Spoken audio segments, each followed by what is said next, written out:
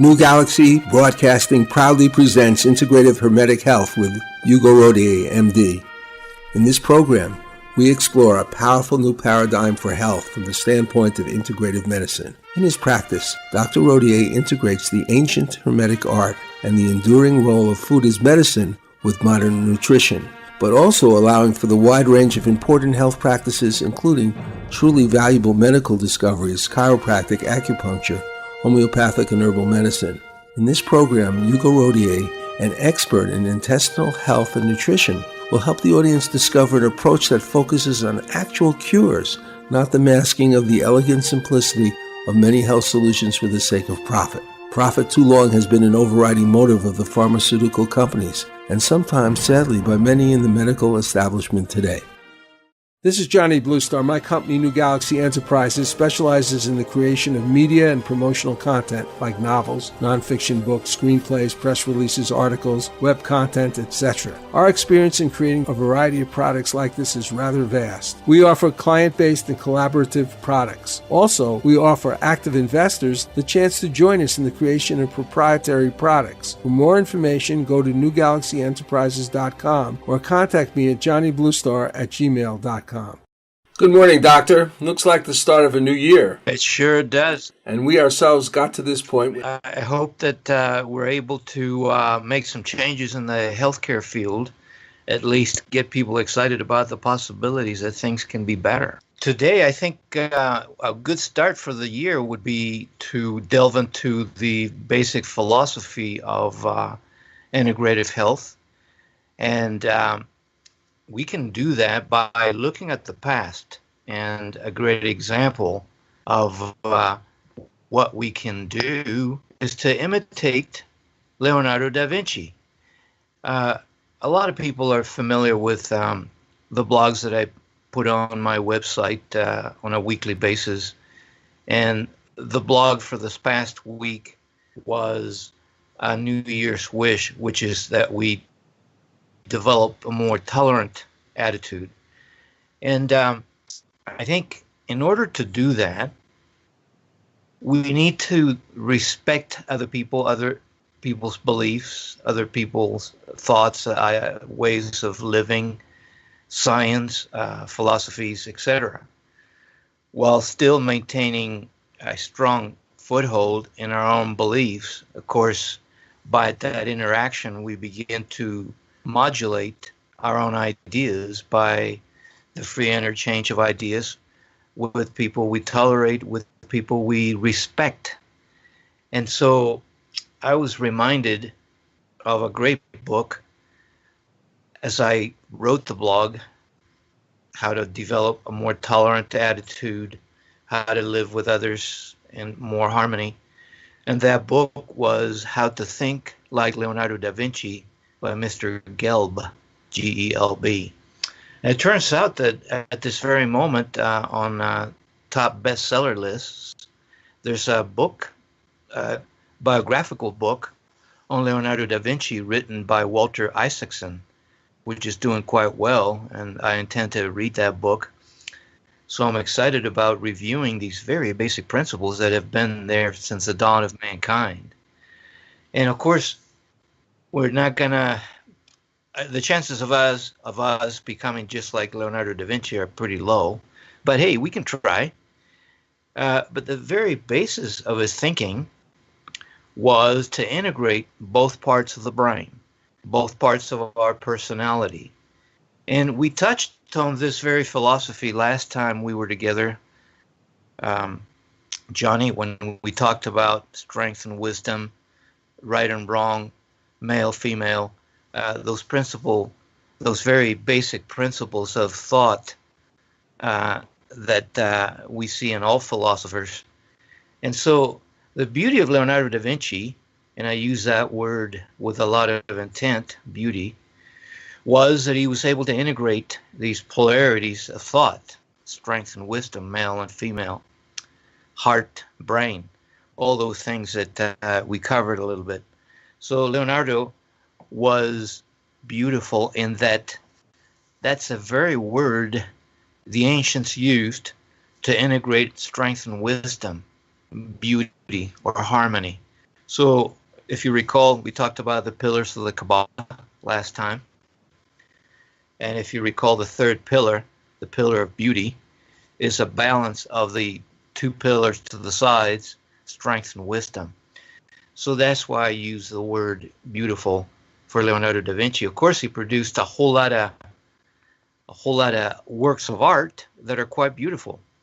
And of course, we can all think about Mona Lisa and a whole lot of other amazing works that are revered today.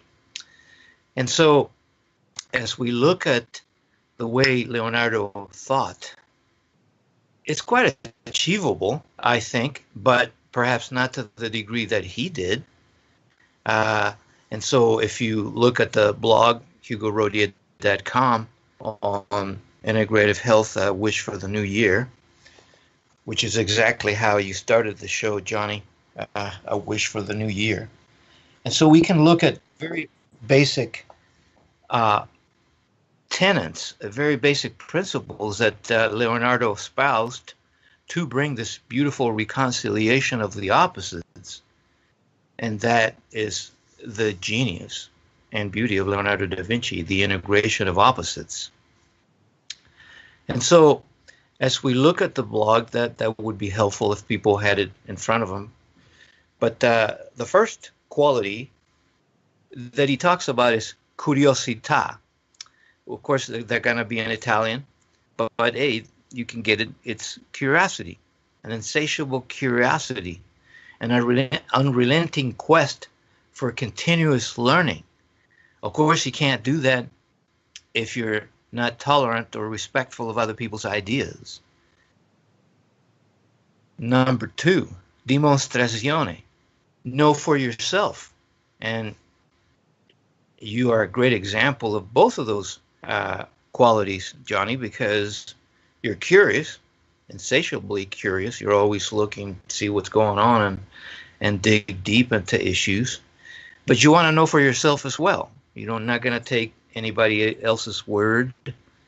You want to study issues for yourself.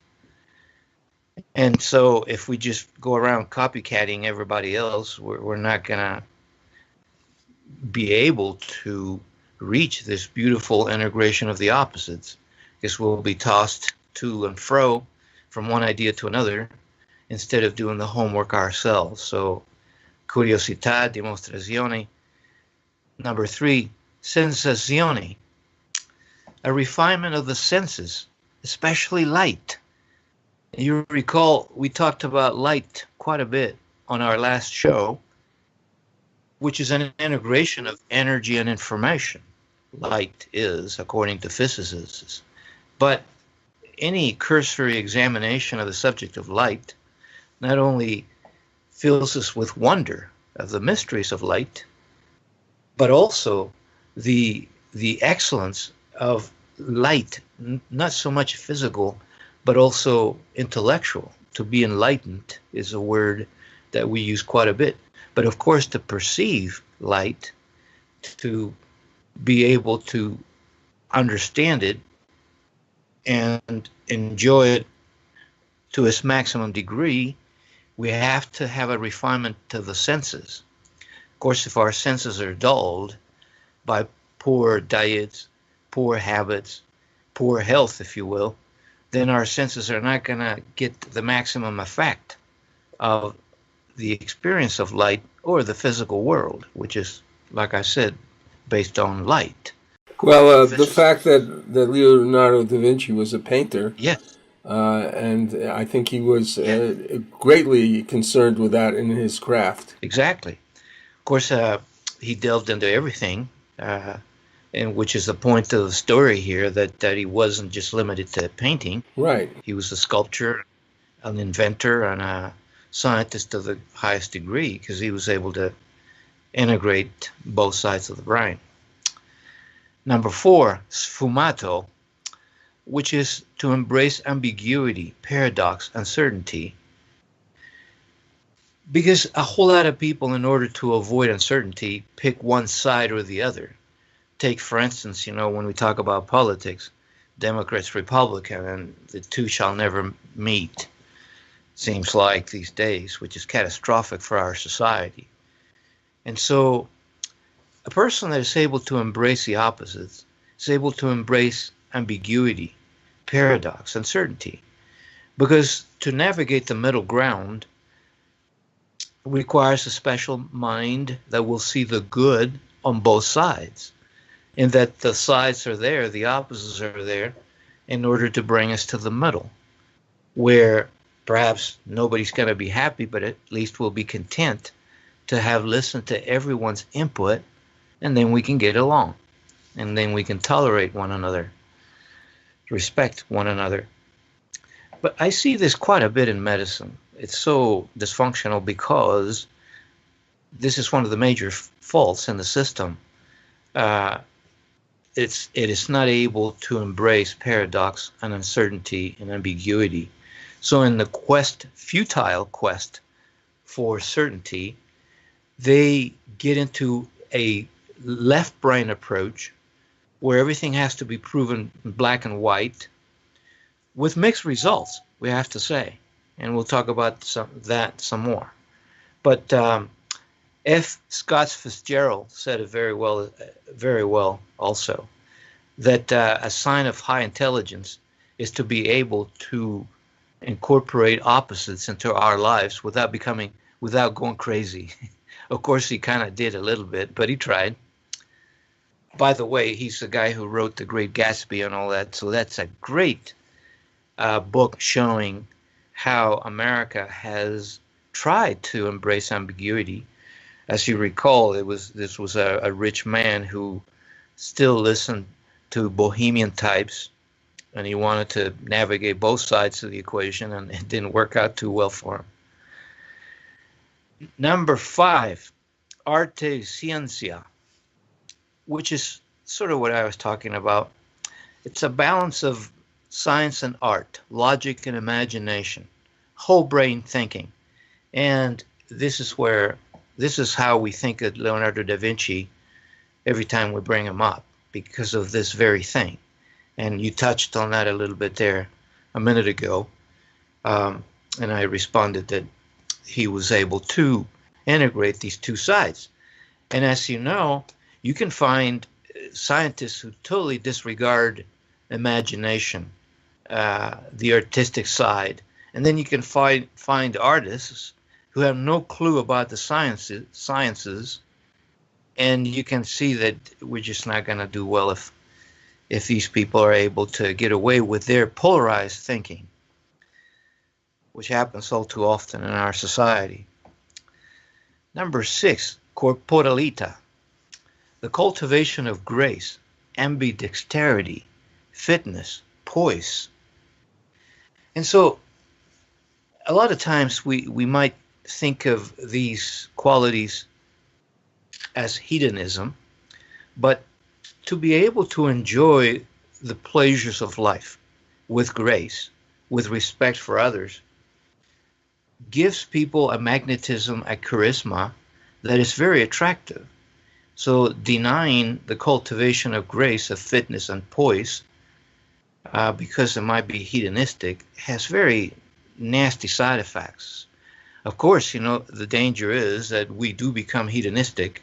So here's the balance: to be able to be elegant, but at the same time maintain humility, if you will, and not become an elitist or someone over concerned with looks and all that. And last but not least, connessione, which is an understanding that all things are connected. That when we have a balloon and you put pressure on one side of the balloon, the whole balloon will feel that increase in pressure. So this is what scientists will call systems thinking. So there's a big move in the sciences to be more holistically thinking as far as the human body goes, that all organs are connected. They don't work in isolation, that we're connected to our environment, that we cannot do one thing industrially and not expect negative consequences if we're not careful with the environment. This is what the Asians will say very neatly: when a butterfly flaps its wings, it can produce a hurricane around the world. And so, Johnny, these are the very basics tenets that made Leonardo da Vinci who he was. And so, are they attainable? Can a regular person reach this level of integration? What do you think, Johnny? Well, I was thinking about certain more sort of hermetic side to this, which I think that Da Vinci was probably interested in too. And that is that I'm just going to say, to start out with, if you take your fist or both fists and you cross your arms with them, you'll be in a certain, I would say, it will change your direction, your mood. Now, if you take those same hands and you spread your palms and put them open and sort of go into a more supplication posture, it will change your mood.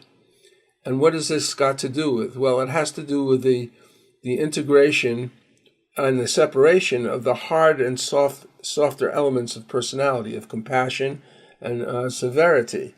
Now, in the Taoist yoga, which is a form of yoga, the back of the body has a channel called the channel of control.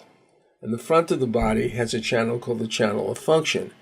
And it's been my observation that people who are,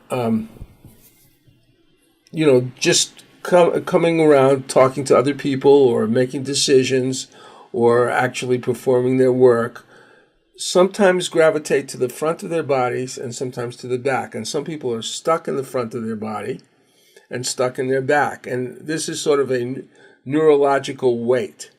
And actually people's personality, to one extent, in a very crude way, can be divided between being sort of a hard personality or severe personality and a soft personality. Now, in looking at life, we need both of these attributes, softness and hardness, depending on the situation. But I think besides the actual thinking of, in a hard and soft way, it's sort of the personality as a whole, comprising one's sensations, one's feelings, and one's thoughts, and even one's spirituality can be divided in this way, and the trick is to integrate it. And that is possible to an extent with ordinary techniques, with ordinary understanding of yourself, with possibly with therapy or with exercise. Just people integrate in different ways. But in a more refined way, a more spiritual way, there's very specific ways of creating this integration, which is extremely important if one wants to live in a world where you're in contact with spirit. Okay, well, what I'm hearing is that you're giving a specific example to the general premise that Da Vinci brings up with those 7 Italian points, if you will. And so, yeah, thanks for that. So basically, you have put a fine point on how one can start doing that with a simple technique. So there are different levels of integration, and this, what he's talking about, I think, is very, very fundamental, important, and you can't build on a foundation of integration, of integrating yourself and knowing yourself without these elements. Yes, and that goes to a very interesting point that the Greeks emphasized quite a bit. If we go to Delphis, the temple of Delphis, there's a nice refrain right above the entrance to the temple, and that's know thyself. Gnotheseoton, know thyself in Greek.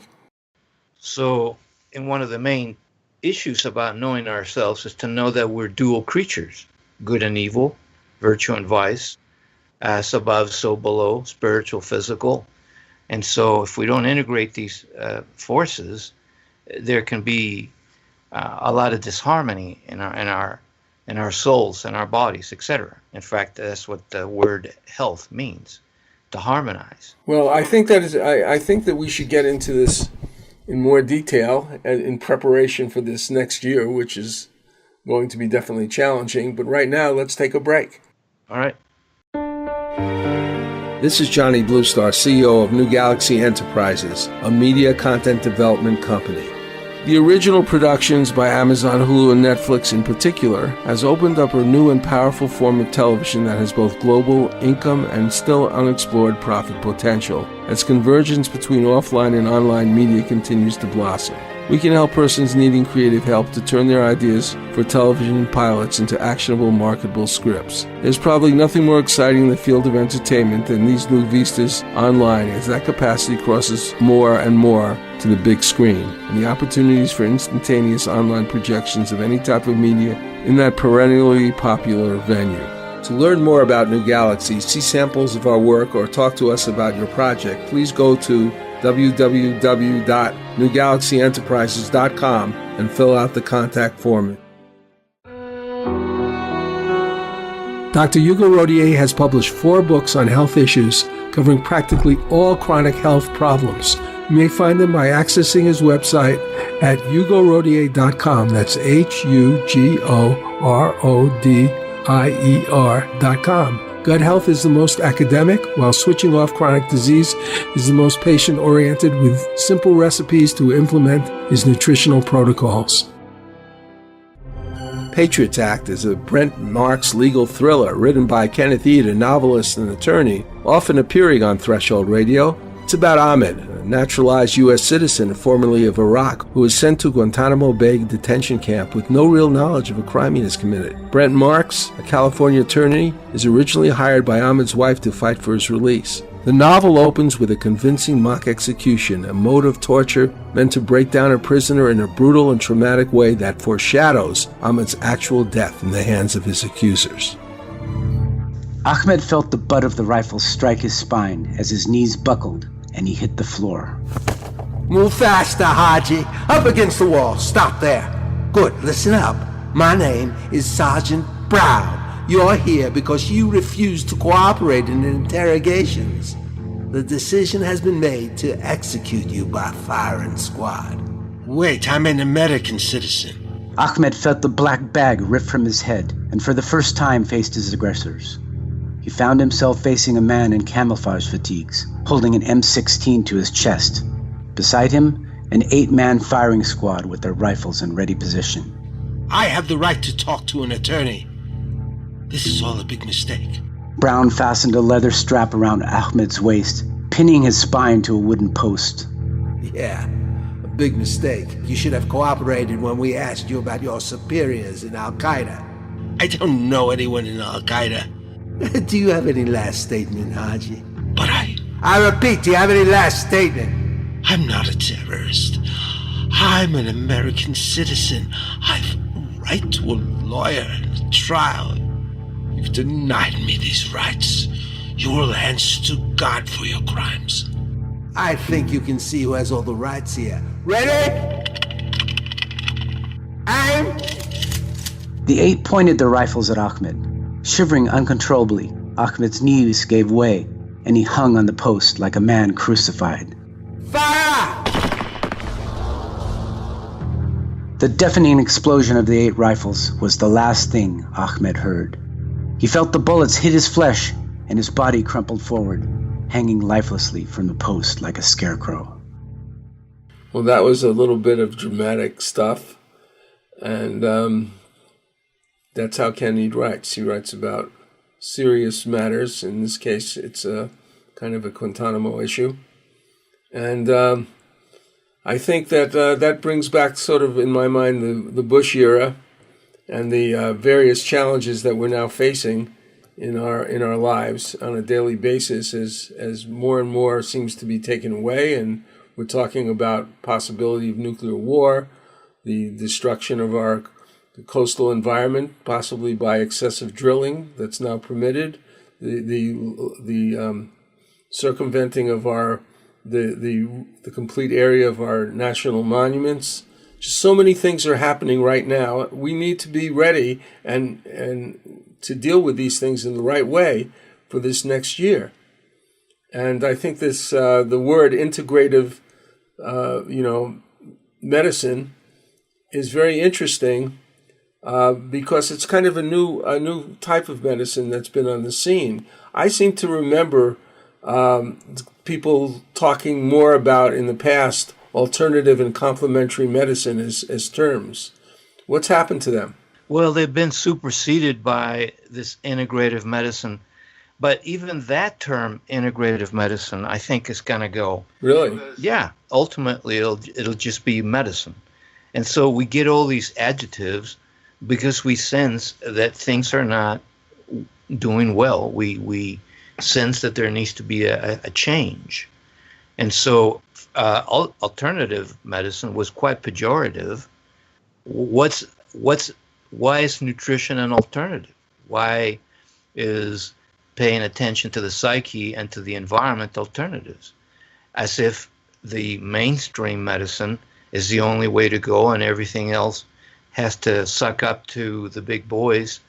No, so all these terms are going to go. Isn't that somewhat like the news industry?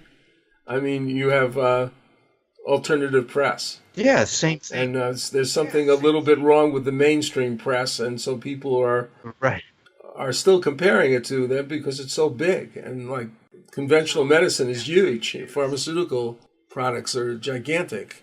Right. So they created the impression that that's the only way to go. Everything else must be an alternative. So these are defects of a failure to integrate. And it's interesting because the same debate is going on within integrative medicine, doctors like me.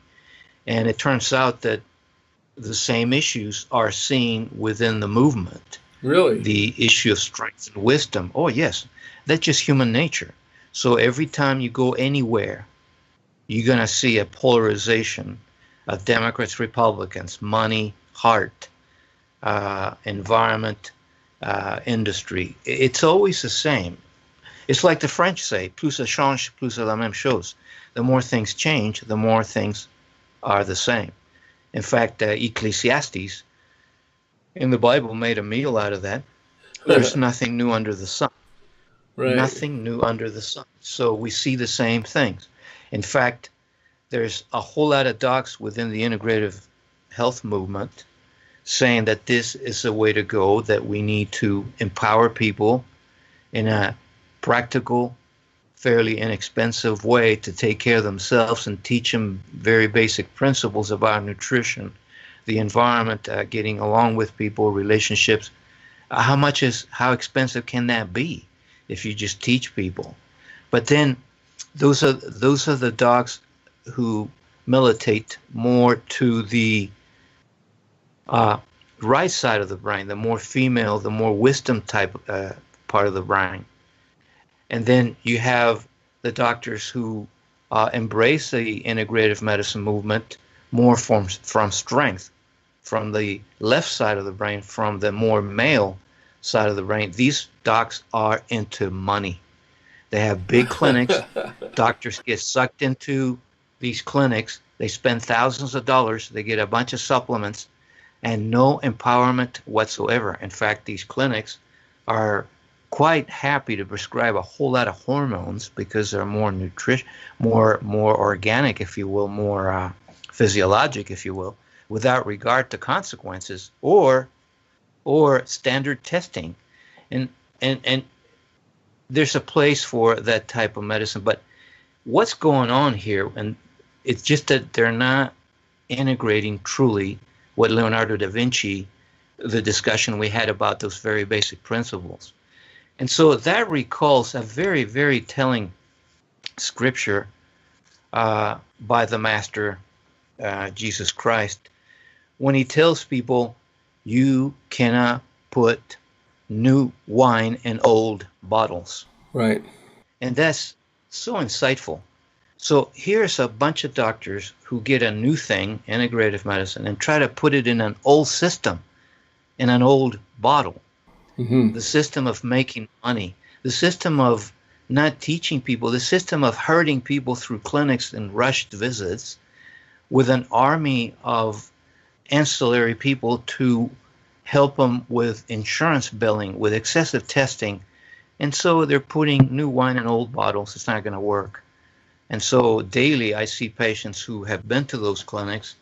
They have spent a lot of money, are no better for it.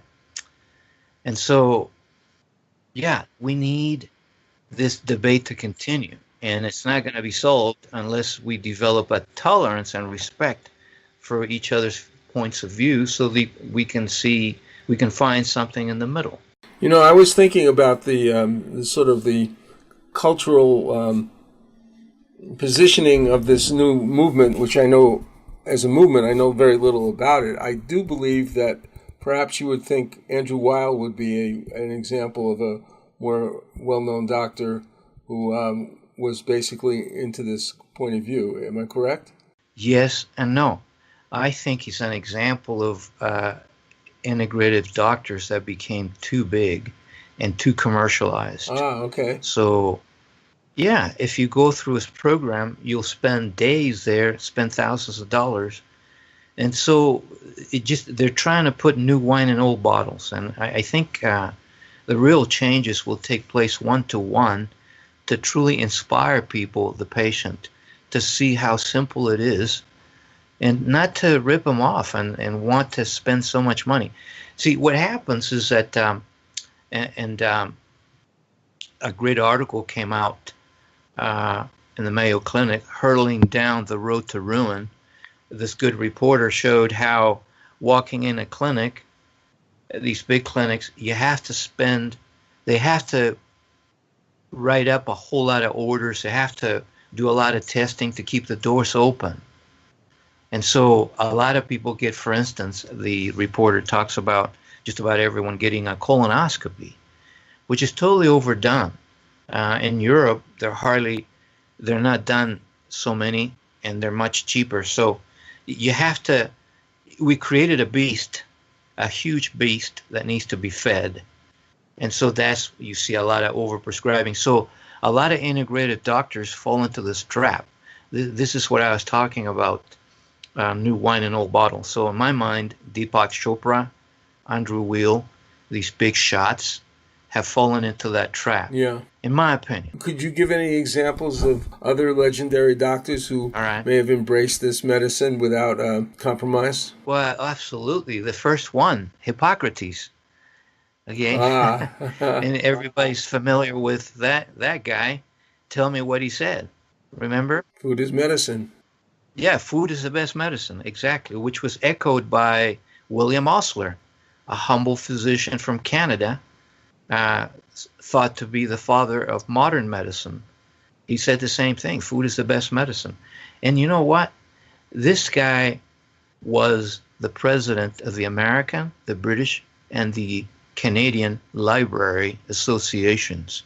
So in my mind, he came pretty close to a modern Leonardo da Vinci in the medical world. So a lot of respect for those guys. As far as modern docs toiling today, well, if they really get it, they're going to be toiling in obscurity because they have understood that it's not about them. It's about the patient. It's not about making money. Anyway, that's my take on it. And so I have a jaundiced view of over-commercialization of these very basic principles. Well, don't you think that really fits into a lot of different disciplines where people... absolutely. Where people who are well-known have kind of cannibalized a lot of the good stuff, but have integrated it with the over-commercialization of their message.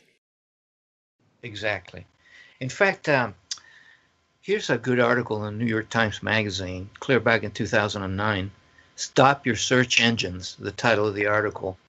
And he uses the analogy of Ulysses, how he had to plug his ears with wax so he wouldn't hear the sirens singing, because he knew his goose was cooked. If he heard them, he'd just jump overboard and die. And so he knew that he had to avoid listening to him, and he put that wax in his ears. Well, this is very much what's going on today.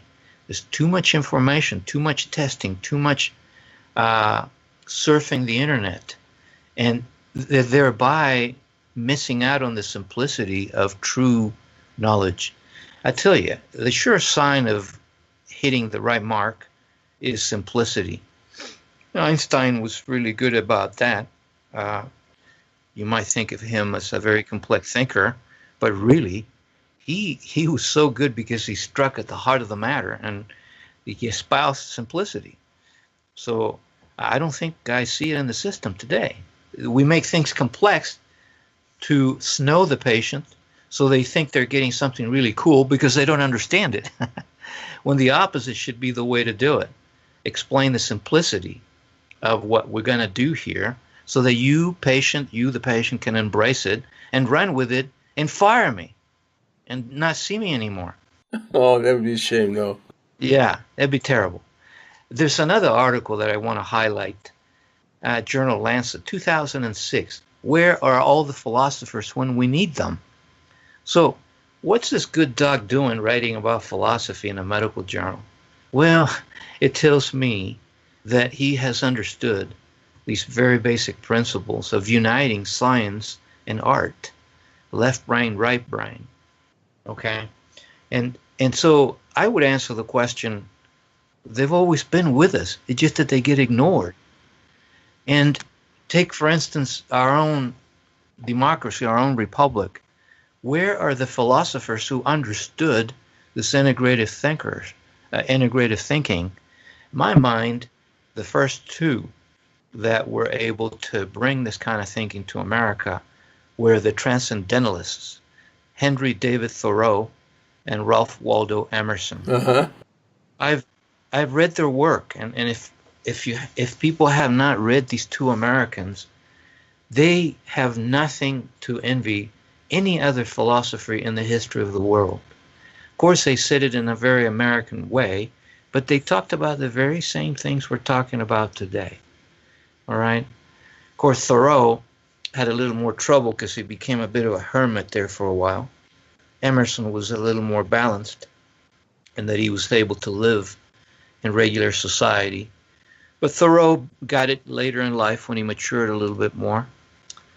But we're talking about humanism. And that's a huge word that I think deserves a lot of time because it's quite misunderstood. A lot of people are scared of humanism because they might be over-religious. So, look, you and I, Johnny, we're always talking about humanistic and religious ideas, and we go back and forth without making any distinction because we've been able to see that they're just two sides of the same coin. Yeah, and there's great value in both sides and seeing their connection, of course. Right, so I just took a minute there to talk about the word because some people get scared when they hear it. But all it is a respect for human nature, human values. And so here's a great article in the JAMA 2015 of Science, Humanism, and Medicine. The good doc says that we've strayed too much into thinking of people as bodies. You know, it lets you do a test, see what your kidneys are doing, and sure, that's all well and good, but it's a little bit cold, you know, when we don't look at the individual as a person. What are that person's beliefs? What's your diet? Who do you hang out with? Et cetera, et cetera. And so I think embracing these simple concepts, again, you know, corporalita, arte, ciencia, et cetera, it's a good start. You mentioned a technique of crossing your arms and all that. That's another good tip to start down that path in this new year, attempting to see the whole picture. Well, we're going to take a break now. We'll get back to trying to integrate ourselves before this show ends. This is Johnny Bluestar, CEO of New Galaxy Enterprises, a media content development company. Want to write a book but don't want the challenges of developing time-consuming social media platform, costly private book promotions, complex email campaigns, and advertising commitments? If you write a book about your business, you don't need a mass audience. Focus on prospective clients with the best business card there is, your own book. To learn more about New Galaxy, see samples of our work, or talk to us about your project, please go to www.newgalaxyenterprises.com and fill out the contact form. Are you confused about so much information on health issues? Do you find it hard to trust the sources of conflicting advice? Try Dr. Rodier's newsletters and blogs based on the latest information published in the best medical and nutritional journals. There is no charge for subscribing. Just log on to HugoRodier.com. That's HugoRodier.com to do so, or to download Dr. Rodier's latest publications. The following is from West Side Warrior, the memoir of Ray Boylan, a Korean War veteran and crime fighter. He was there fighting in the world's coldest battlefield when the Chinese communists invaded. Desperate squad members ran past our foxhole yelling, "Get the hell out of here, there's too many of them!" Again, we saw the Chinese soldiers charging in with opium-induced mindlessness, oblivious of our bullets. Again, we heard the bugles and whistles. Climbing out of our foxhole, Bob dropped 2 hand grenades behind us, and I threw one over my shoulder. Bullets whizzing by our heads, Bob and I became bolts of lightning flashing across the mountainside. Like a hideous film, desperate scenes like this played out on the Tokong Pass for 3 days. Sometimes I played in the scene. Sometimes I could only watch and wonder if it were real, or if I'd be suddenly jolted out of my trance by an RKO usher saying, "Hey, did you kids sneak in here?" To acquire this book, Google westsidewarrior.boylan.kindle. Boylan is spelled Boylan. That's West Side Warrior, Boylan, Kindle. You know, Doctor, we were talking about the sort of integration of humanism with the physical aspect of medicine. And I don't know if you've read this book, but it's kind of a surprising book to me. I've actually almost read it 3 times. It was by Michael Crichton, who wrote the Andromeda strain, and most, famously the Jurassic Park. But did you know that he had actually become a doctor before he started to write? And he wrote this book called Travels. Did you ever read that book? No. This is a phenomenal book, although it's not really about. It's about travels to some degree. It's also about his spiritual adventures, but also a lot of physical stuff. But in the beginning of the book, he's talking about med school. And he never really wanted to go to med school, but they kept convincing him. And that's what he comes up with. After all this dissection and sort of very clinically and academically dealing with patients and all the things he saw and the way the doctors acted, he came to the idea that maybe the patient sometimes had more clues as to what to do themselves than the doctors, because the doctors were so caught up in their procedures and medicines and and analysis that they actually forwent the human element. Yes, he's one of my heroes. It's a very interesting discussion of med school. It reminds me a lot of some of the things you talked about, but you survived it. I mean, he survived it too, but you found an alternative, right, during that period of time. You didn't just stick with the curriculum in the books. Yes, I think I identify with Crichton. Of course, I wish I could write the way he did. Well, and so he's an example of a doctor who was able to do some Leonardo da Vinci thinking. And here's a good article that kind of touches on this point from the British Medical Journal this year, Critical Thinking in Healthcare and Education, which addresses the very point you made, is that doctors, and this was my experience in medical school, are being trained to become vending machines. A diagnosis, you push a button, here comes the drug. And a monkey could do that, all right? And so that's what they're being trained to become. And of course, Crichton rebelled against that. So did I. I think I may have mentioned to you that I left all my books at school, and I go home to read Asimov and Chekhov and Henry Miller and Tolstoy and Victor Hugo and things like that. And so my grades in medical school were only average. One time, I decided to be like the big boys, and I took the textbooks home to Bonap for a test, and I got the 3rd highest score in the class. So I figured, you know what? I don't care for this type of rote memorization, which is all it was. Yeah. The biggest thing I learned in medical school, Johnny, was where the library was. Of course, I don't go there anymore because now we have the internet.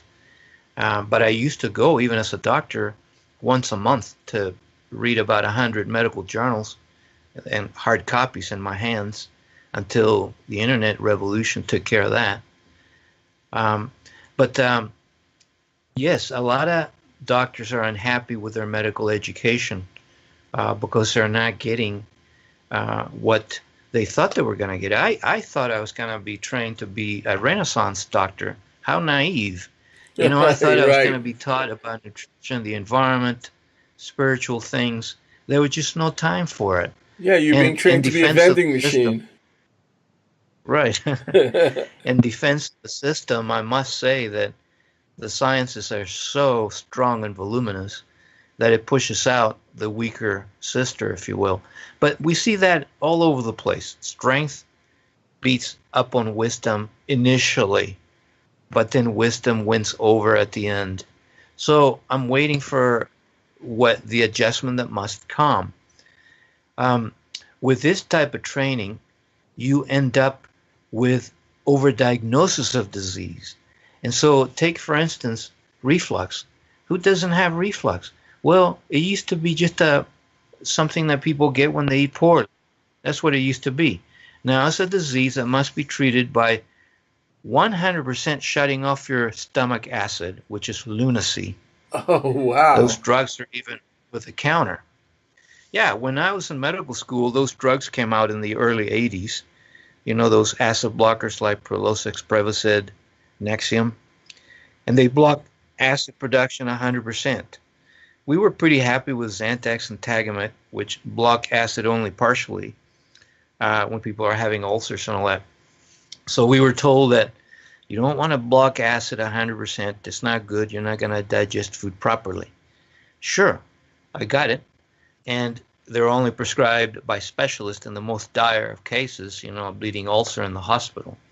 Now those infernal drugs are over the counter with no prescription, with terrible side effects, including heart attacks. Yeah, look it up.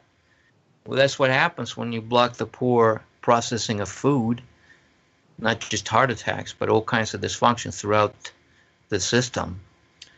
And so a lot of diseases get diagnosed when in reality are just minor inconveniences of daily living, particularly when you're under stress, toxic, and eating poorly.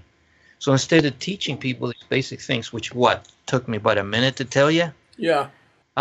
We just give people a drug to go on their way, and then they'll come back for the drug, of course, for a refill.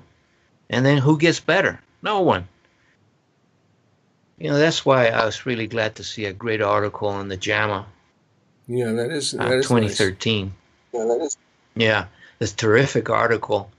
The title of the article, Bridging the Divide Between Health and Healthcare.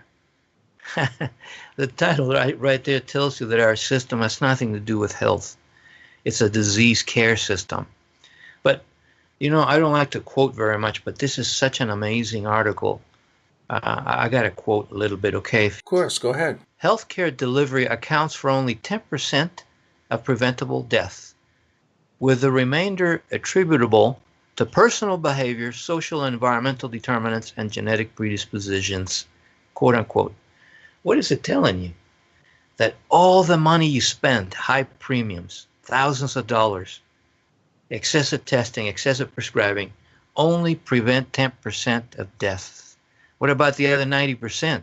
The article tells you that's personal behaviors, how you eat, how you interact with people, how you relate to the environment, etc. And so that's the 90% that I trouble myself with and try to teach patients in short visits. You don't need to be a genius to get it. All you need to be is willing to empower people to understand these very basic truths that are so simple. I had a patient tell me it's too simple, can't be true. So I had to blog about complexity and simplicity, which is something every philosopher has tackled. And so to me, the mark of a bad philosopher is when I don't understand him.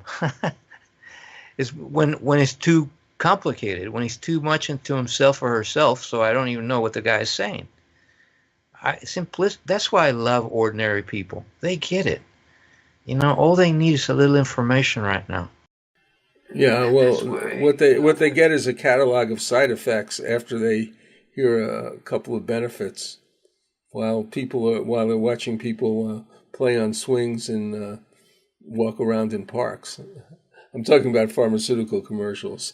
Yes, an article came out in the JAMA this year. The title of the article, "Breaking the Rules for Better Care." My roguish mind, kind of loved it, and people might misunderstand. No, but it's about how we need to think outside the box, how we need outsiders with their new ideas come into the system, which is rigid, glacial in its change, and inject some new blood. Now, I would keep in mind, and I would tell the author of these articles, you can't put new wine in old bottles. So I blogged about this years ago. That true change, Johnny, happens only when the old guys die. Because the old guys are just too entrenched. They're not going to let go of the marbles. They want to keep the marbles and play with them. They're not going to share. They're not going to change. And so with all due respect to old people, it's not coming out right. That's right. It isn't. Yeah, well, you know what I mean. Yeah, they've had their day in the sun, and now let the new guys come in apply new ideas and new bottles, put new wine in new bottles. I know you're reading still a lot of journals, and I was wondering, as we're talking about this, I'm thinking of how mainstream news sources deal with alternative news sources, largely ignoring them, but sometimes bringing them up in a very disparaging way just to get them out of the way. And I wonder how is the sort of mainstream medicine literature and so forth media dealing with integrative medicine? How are they ever talking about it? Yes. In a good or bad way? No. Many articles are coming out saying that we need to be teaching literature in medical school. Really? Yeah. And here's one, American Journal of Medicine, 2014. I'll quote from it. The title is My Recent Reading List of Non-Medical Books. So the good doc goes and writes dozens of books that have influenced him. And the good doctor writing the article quotes William Osler. Remember I mentioned the Canadian doc, president of the American, British, and Canadian Library Associations? Yes. Mm-hmm. And so he puts in a quote by Osler in that article, My Recent Reading List of Non-Medical Books. So Osler says, but by the neglect of the studies of the humanities, which has been far too general, the medical profession, loses a very precious commodity. There are at least a dozen or more works which would be helpful in getting wisdom in life, which comes only to those who earnestly seek it, quote unquote. I shed a tear or two when I read another quote by Osler. When he died, he had a vast library, and he donated his books to regular libraries. And then he said, put my ashes nearby all my books, because I want to see how generations after me will be reading my books and enjoying them. And this is probably a good time to tell you the books that have touched my heart, and you can share your own list if you will. But the top two books that have shaped my life are one, Les Miserables by Victor Hugo, and two, The Little Prince by Exupéry. The lessons of those books are incredible. In fact, a lot of religious leaders have put those two books clear at the top with the Bible. So if people have not read those two books, they're missing out. What's your list? Well, one thing that I would mention that I think is foundational are the dialogues of Plato. Alfred North Whitehead, who was a 20th century philosopher, wrote Process and Reality, said 2,000 years of philosophy have only been a set of footnotes to Plato. And I think that Plato really deals with a lot of questions and sort of an approach that really fits into and I think not unintentionally, into what you call the Hermetic aspect of thinking. So that was really an important book for me. Thank you. Well, let me comment on that. Well, I read a great book by Mr. Herman, The Cave on the Light, which talks about Plato and Aristotle. There's a great painting by Raphael in La Sagrada Familia, a great painting by Raphael, which shows Plato and Aristotle. Plato is pointing up and Aristotle is pointing down. Does that ring a bell? Yeah. Well, that's the cover of the book. I must say, Plato to me was much more exciting and thought-provoking than Aristotle was, and I had to read a lot of Aristotle too because I went to a classics college. All right, but the point of the book, and by putting that picture on the front of the book, Herman makes the point that I've been trying to make. Plato is more about the heart, about philosophy, about the right brain, about wisdom. Aristotle is more about science, empiricism, about material things, about strength. They point up and down. And then Raphael paints every philosopher he knew up to that time on either side of the room. So they're polarized. The point that Raphael makes and Herman makes in that great book is that they're both right, that we need to integrate strength and wisdom, yes, science and art, the heart and the physical, etc., etc. In fact, here's a great article that does the same thing from the Mayo Clinic Proceedings, 2013. Title of the article, Empiricism and Rationalism in Medicine. Can two competing philosophies coexist to improve the quality of healthcare? Well, the good doc gets into the same discussion that we're having now, that both are right. You know, Doctor, sadly, it's time to make people wait another week to hear more of this conversation. And we're, of course, interested in everybody's ideas. And they can find us and note things in the blog and discussions and so forth.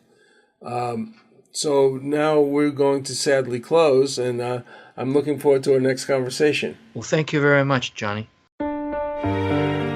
This is Johnny Bluestar, CEO of New Galaxy Enterprises, a media content development company.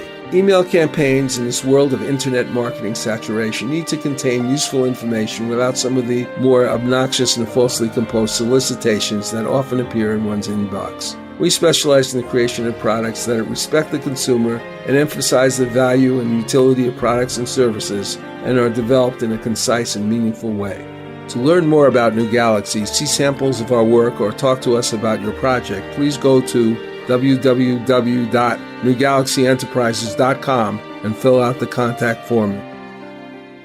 For more information about Dr. Rodier's practice, books, blogs, and newsletters, contact Hugo Rodier, MD, at www.hugorodier.com. That's HUGORODIER.com.